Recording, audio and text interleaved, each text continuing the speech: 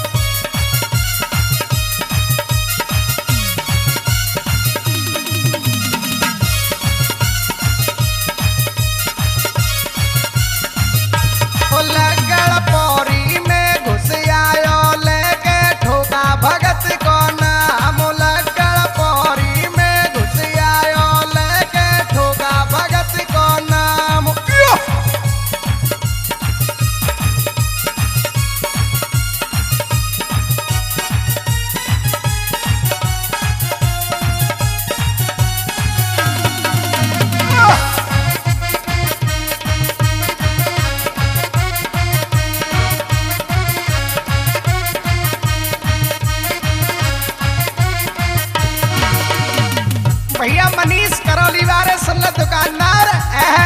का कह रही तो इंजन दमगीरा सो चलायो जी इंजन सो चला दो पजारे ने इंजन दमगीरा सो चलायो लेके मनीष पंडित को ना इंजन दमगीरा सो चलायो लेके मनीष वर्मा को नाम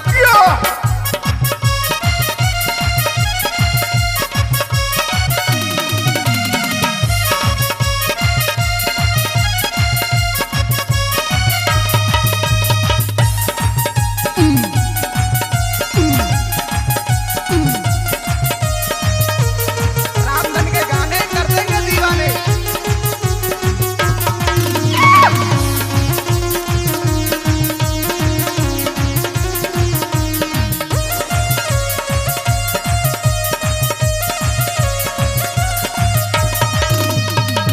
भैया कैलाश अब कह रही अंत में लाने में जी जी सुन ले लक्कड़ जो छाती पे चढ़ा तो मुझे अच्छा लगे बहुत प्यारा न्यों लग रही यार जूतन समय तो खा जाऊंगा और मैंने छतिया पे